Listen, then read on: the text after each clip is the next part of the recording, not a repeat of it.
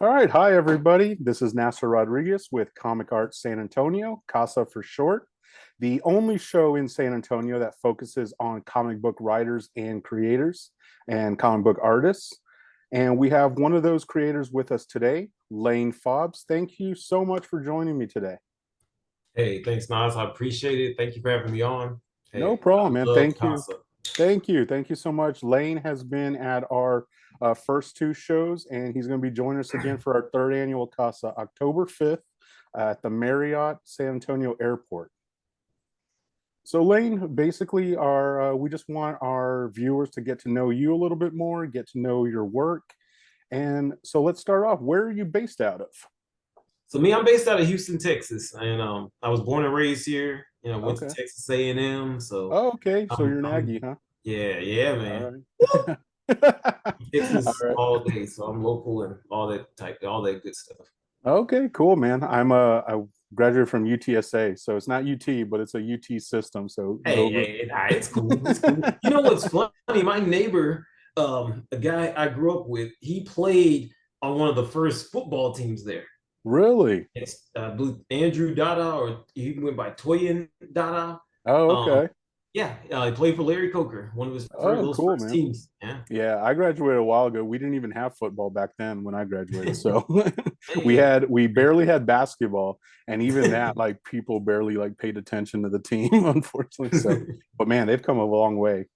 Yeah, But anyway, so right, so you're based out of Houston. So again, man, now that I know that you're driving all the way from Houston, again, thank you so much for coming out to Casa oh yeah, every year. oh yeah, So, as I mentioned, everyone, Lane is a comic book writer. But before we get to what Lane has worked on and what he's currently working on, have you been a lifelong comic book fan yourself, Lane? yes, yes. It goes back to my dad's collection. Now he's got it from kind of the late 70s, so 77, 78, around Oh, there. So okay. he's got Archie's. There was an Archie title I think called Pep, Yeah. P. And Uh-huh. Okay. So did he just like pass those on to you, or did you just like see them laying I around? have I got a few of those from him. There. Well, it's funny. They were at my grandmother's house. They were just there. So when we would Okay. go and spend summers in East Texas and Crockett, they were all there. Yeah. And so I would read them and have they just I would just leave them there. He wanted them to be left there. He did Yeah, not yeah. want those thrown out. And looking back, is good that he didn't. That's Looking back, he awesome. made a push. This is like no, after that big time, we're gonna buy all these comics and they're Yeah, gonna yeah. make Death of Superman that era. This is Yeah. he was doing it after that. Yeah, yeah. Now it's good that he did because those type of comics that era is people are looking back on this 50 years ago now So basically. does he still have his collection? Oh yeah, yeah, now Oh. I have Oh, it, okay. So but he it's at finally my has passed it down. yes, it's at my Oh, mother and sister's home. That's that's where it cool, is. man. Yeah, and he's got Avengers, he's got some old school Iron Man in there. So do you um remember like what was the first thing that kind of stuck in your brain as like blowing your mind like man, these are awesome?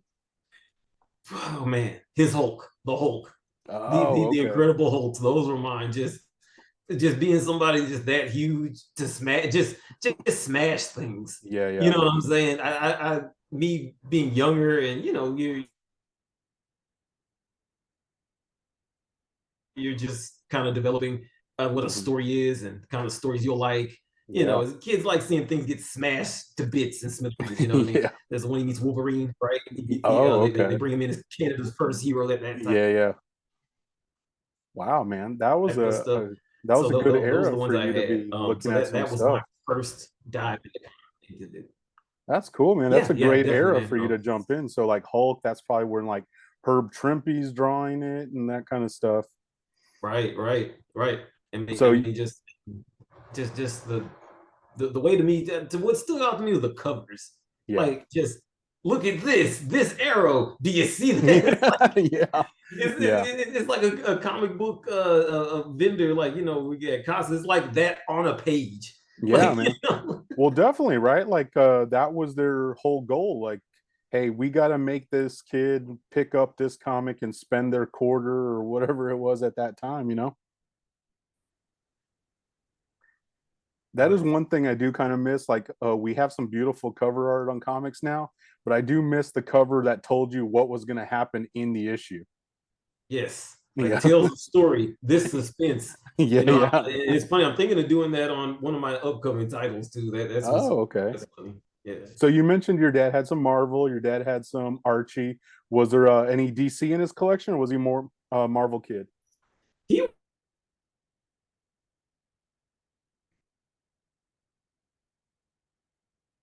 was 70s Superman. I know that's one story I remember. It was like it's like Superman on the cover, Mhm. and he's like, I don't want to be Superman anymore. He's doing that. Oh, okay. And it's like, yeah, I as someone and at that time I was watching the Batman Superman adventures that came on Kids WB. Oh, yeah, yeah.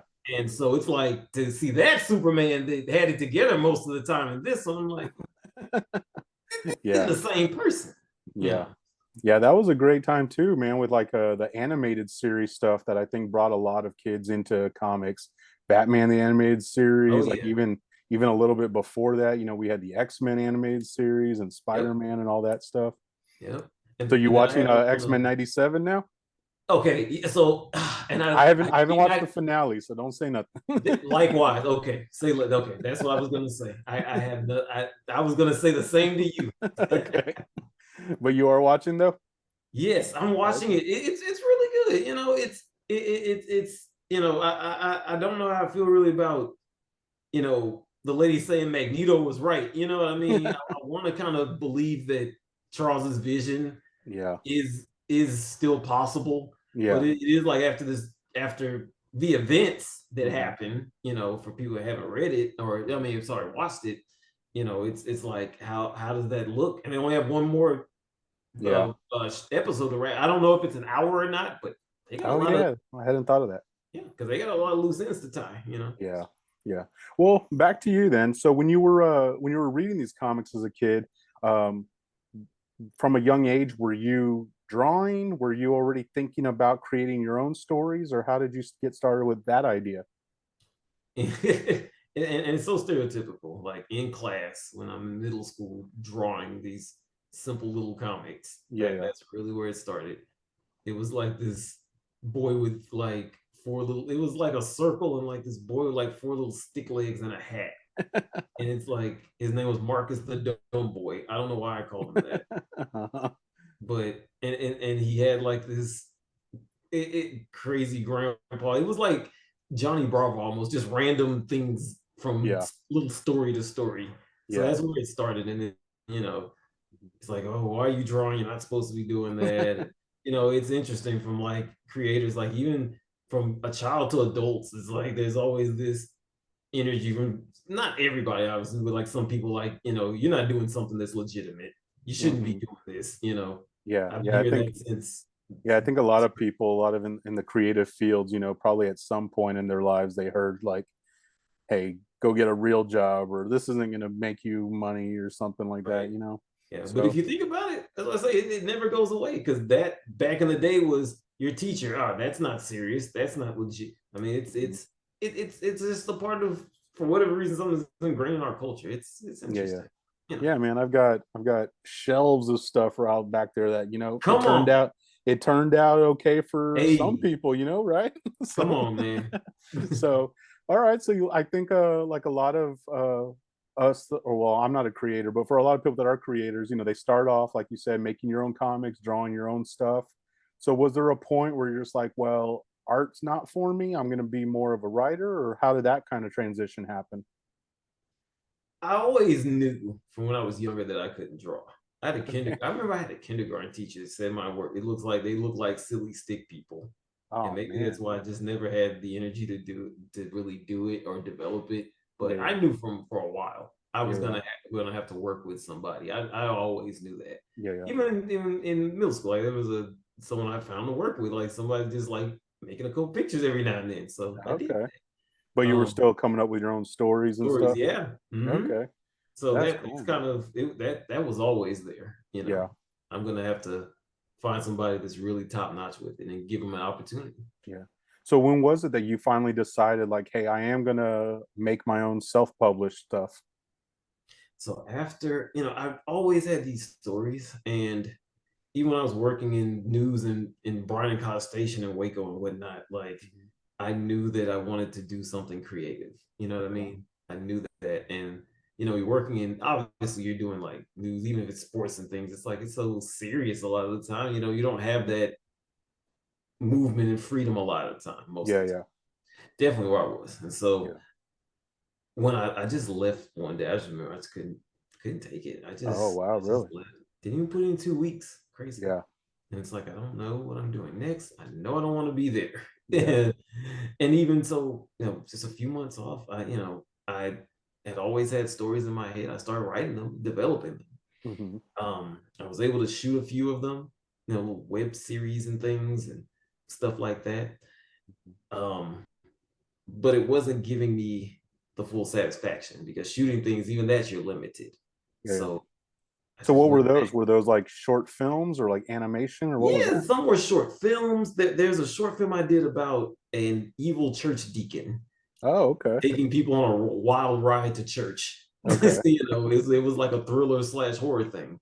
Yeah. And Okay. so, it was Okay. just So I'm sure with the like short film work, you were already thinking like storyboards and like panels and stuff like that, right? exactly, yes. Oh Okay. yeah, Cool, because I man. always I knew that I had to do the storyboards because that cut down on time to Yeah. shoot Yeah. it. Just matching the pictures. Hmm. Even as crude as my drawings are, let's match that, Yeah. Yeah. Yeah, and I do that now. I do that with my comic book artists, Okay. storyboards, and now it's for me, I am, I guess, they're more comfortable enough doing outlining a comic book page itself now, Yeah. Yeah. Okay. So that's kind of cool. So from your short films, that's when you went on to like, you know what, this isn't working. Like, I want to put my story into comic book form. Yes, and my Oh, first okay. comic, Becky, it was a film, but I hated the way it came out. It's like this isn't like if this story is done the right way, Mhm. people will and I still believe that today. Yeah, yeah. So I did the first comic. I worked with a guy for a few pages. The guy disappeared. So I did Oh what a man, true creator, found another guy, pushed it over the finish line. cool, That's never man. happened to me anymore. So that's a good thing. That is a good thing, Um, man. but I put that out, and then I went to WonderCon. I was able to get in there like post COVID. This is Okay. all kind of in the waning years before COVID. Hmm. So COVID hits, I'm able to work with the guy, work with the second guy, put out the Becky book. All right, it's 2021. I want to go see if somehow I got into this WonderCon in Anaheim, and let's just see how it Yeah, goes. It goes pretty well. It goes cool, pretty man. well. I'm able to make back what it took to get there. So I'm like, Yeah, okay, yeah. there's something here. You know what I mean? So That's cool, man. yeah, that's what kind of started off, and then I did another title, another story, and another concept and another one, and now I have another one coming out. These are all stories that are just I tell people, and people say, "Wait, where do you want to take this? What do you want?" There's decades of stories, worth of stories that Hmm. I have that I just want to tell because the Yeah, story is what matters the most. yeah, You know yeah. what I mean? I always tell people this real quickly. You look at Disney and all of that, Disneyland. Certain days they'll charge you $200 to go in there Hmm. to go ride some rides that's been around since the 1950s. Yeah. You see stuff at Chuck E. Cheese, man. But Hmm. why? Why are you paying the story, the Hmm. concept? The Yeah, yeah, story is great. So if yeah. it speaks to the power of really, if that is solid. And I tell the creators that they're like, how can I do? Develop that story first. Yeah, Because if that's good enough, people are gonna know. And yeah. they'll, people gravitate. But Yeah, man. And branding, like you said, with Disney, is just like they've done so much to build up their brand right. that you've got all these people that want to be part of that. Mm-hmm. And we see that everywhere now. Like, I'm a huge basketball fan, NBA fan, and you see like even players, you got to build up your own personal brand, and that's what's going to lead to people following you and you getting endorsements and all that kind of stuff. Mm-hmm. So cool, man. Definitely, that's what you're on. So now that you decided from that point you're going to start making your own stories, that you're going to put your stories in the comic form. Um, did you find any kind of influences? What influenced you when you started writing these? Are there writers that you looked at as inspiration? Hmm. I would say, honestly, and I'll break down why, J.K. Rowling. Because that Okay. one thing after when I matured, I guess quote matured into Hmm. books and things, when you know read a chapter book, okay, Harry Potter was mine. I was one of those legions of Yeah, late yeah. millennials. And again, it's really her. It wasn't just the magic and things like that, because all books have that. It Hmm. was the fact that her character, she took time to work on them Yeah, yeah, to make you care. yeah. You know, you care about Harry, you care about Ron, Hermione. These people are developed. These are people you know at this point. And just looking at those methods and how she did it, you know, that's kind of how that's kind of who I look to. Um, I look to certain anime. I look to certain anime. Okay. One that I really liked was a Haiku. It's a volleyball anime. Oh, It's okay. Yeah, yeah.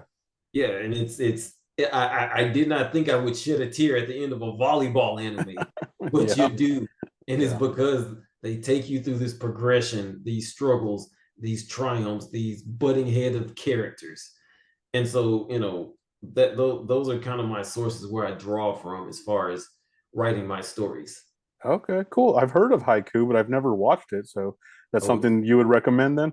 highly recommended. Okay, It's good. cool, man. Definitely. I'll have to check that out. So, what I want to talk about next, Lane, is your works. So you did mention Becky. Do you want to tell the viewers a little bit about Becky? Yeah. So Becky, I always tell people if you like Jekyll and Hyde, which is one of my favorite stories of all time, Becky is a female version of that. Becky is a shapeshifter. Her origins are mysterious and will be revealed through other stories. And it's up to our hero Shay, up to this woman to figure out what's going on and put a stop to it. So you've got thriller, you've got horror, you've got romance, you've got comedy. But people always read Becky. I always initially it's this, oh, they think white woman versus black woman, and they'll come back and say, man, it's a lot deeper than I thought. And it's, Hmm. yeah, I've got a lot of different layers and elements. You know, Yeah. that's why it's one of my favorite stories to write, are the ones that I do have. Okay. And how much of that have do you have, or how much is out? There is 1/5 of it. There are five other Becky stories. I'm sorry, there are four other Becky stories I want to tell after this first book that I have. Okay. So Becky, that's out right now. Is that like a collection, or did you have that in issues, or what is I had it in issues. There are a few people who are lucky there. that? I believe somewhere at Casa. I want to say the Yeah. first Casa. There's a few of them who were lucky enough to get all 30. Oh, okay. So now you Uh, only have the collection? yes. Okay, cool. So, and you will definitely have that at Casa this year? Oh yeah. Oh yeah. We're Okay, gonna have it there. awesome. And I am checking out the website here. What I do see also that you have issues of a series called Richard Green, number one and two. So Richard Green, oh man, it takes place here in Houston, where I'm based out of, which turns Okay. a lot of people off. A lot of stuff doesn't. They don't want it taking place in non-Dallas, right? But Richard is a black belt. He's a former police officer. He just wants to help. You know, he's one of these guys who almost he has the energy of a golden age superhero. You know, when we Okay. look to them for what was right and justice and things like that. But he's Okay. a black belt. He'll whoop your ass in a minute. You know, that's what. Okay. And so he's trying to open this school for karate to teach the community. It's like, nah, you can protect yourself. You know, I'm out the police force. I'm doing this now. There's a few corrupt people in city hall and places and things like that that want to put a stop to that. And so it really becomes a story of, you know, does somebody like that, you know, our golden age heroes, where do they have a place in today's society? You Okay. know, where we look at, well, yeah, he knocked off a couple people, but Twitter said he makes money. He's an okay guy. He's complex, you know. Does a guy like Richard Green fit in that type of world? So Okay. it's kind of exploring that. All right, cool. So that's the that story with a lot of martial arts action, it looks like here. Oh yeah, I loaded down. Make no mistake. So it's not just them talking about that. Make no Okay. mistake. It is action packed. The first few pages of issue 1 are action packed. Are action. The first few pages of issue 2, and it continues like that. You get a full story that is fleshed out and makes sense, but you're gonna get to see some things that jump off the page at you. So Okay, and you've got issue 1 and 2 available. How many of those do you have planned for, I guess, for that story? I kind of have that just as an ongoing story. I have it as an ongoing story. Truthfully, I'm not too sure what I want the end game of that battle between good in today's society. I don't know what I want the end game of that to be. So I don't know how many issues. Definitely 1 or 2 more on the way for sure. Okay. Those first 2. And then the other books I see here, you've got Black Facts about each United State, and then Black Facts about Texas. So Yes. those historical books? Yes. So I have a library of ideas. It's once this is said and done, all like how it looks behind you, all of those will have the Fobbs logo on it. Nice. That's the wide range and diversity of the stories that I want to tell and say. Yeah. And so this is the historical side. This is just facts, just fun stuff like, oh, I didn't know a Black woman invented ice cream, stuff like that. It's real cool. It's real, especially with, there's a lot of push for Texas banning books. We just had some shadow group out here in Cy-Fair School District, northwest of me here in Houston area, try to just secretly ban chapters of a history book. It's all sorts of stuff. So it's a fun way to combat that. I always tell people, I wonder, should I drop this off with old Governor Abbott and see how he feels about it? I always tell people that. I wonder, should I do that? just a copy in a padded envelope, just delivered to the office or something. Right. Maybe disguise it as some MAGA material. That's hilarious, man. So what can we expect? Is there going to be any new installments of any of these series when we see you at C.A.S.A this October? Well, I'll say we'll have stickers of all of those. We will have those. Okay. The one of the things that we're going to have is a new title. That is okay, completely new title, huh? Yes. All right. It is called Kaliko the Cat Wizard. I can reveal it. I've posted a couple things, and we'll start doing it more once the cover page is completely finished. Okay, awesome. It's basically this land of, I would say it's this land of, obviously he's a wizard, so it's a land of magic. He's a kid wizard, a cat. Cats are good guys, dogs are bad guys. In this world, you never needed a wand for magic. The bad guys, the dogs, have taken all this, they homogenize magic, and now they're going to make their final strike. So it's up to this kid cat wizard and his band of friends, this trio, have to take down these evil dogs who are called the Grand Pravod. Cool, man. So that one, do you think you'll have an issue 1 or maybe like a Ashcan preview, or what are you aiming for? We will have an issue 1. We'll have the first 42 pages of that. We will have. Oh, cool. Like a double-size issue 1. Oh, awesome. Yeah. One thing I like to do is take care of my readers and make sure that, you're getting a lot of good content. Not just content, but good stuff. Like all of these, Kaliko is a story that is probably 8 years in the making. Really? It started off as this, it was going to be these 4 Black and brown kids who were in a middle school dealing with a racist principal who was evil, and so as it morphed and did different things, I wanted it to, I didn't want to hit kids over the head with that, because they do need an escape from reality. They do need some of that. And so I decided to take the J.R.R. Tolkien route from with Lord of the Rings. Now, this is a guy who came up through, not grew up, but lived through 2 world wars. And he doesn't talk about that in the Lord of the Rings, but it has that type of energy, the concepts, the ideas. Yeah. So I decided to do the same thing with Kaliko the Cat Wizard. Bring that energy, that first one, like, hey, there's people trying to homogenize us and make us all what they think is right, but there's all these different minority and ethnic groups taking down evil, So that one's going to be an all ages title? Yeah, definitely. All ages, kids will be able to access it. Adults will love it too. It's gonna be Okay, great. cool, man. Well, there you go, people. We're gonna have Becky. That's a horror title. You got Richard Green. That's a some martial arts action, and then there's gonna be a fantasy magic all ages title coming up from Lane. Um, so, Lane, real quick here, while we when we wrap up, is there anywhere people can follow you, social website where they can get updates on all your works? Yes, you can. Follow me on Instagram at Fobbs the Chairman, at Fobbs the Chairman, Fobbs. Um, you go on booksbyfobbs.com, booksbyfobbs.com. There you can join our email list, and I do a twice monthly newsletter of my YouTube channel. I have links to that. I have links to different thoughts and ideas I have for you. I take our conversations and go deeper with them. Um, and my emails, you just want to email me, fobbs at booksbyfobbs.com. So Okay. there's a lot of different ways to get in touch. We're here for the readers. We're here for the people who love story. Story is the magic to me. Awesome. Yeah. Well, thank you so much for joining me, everyone that's watching.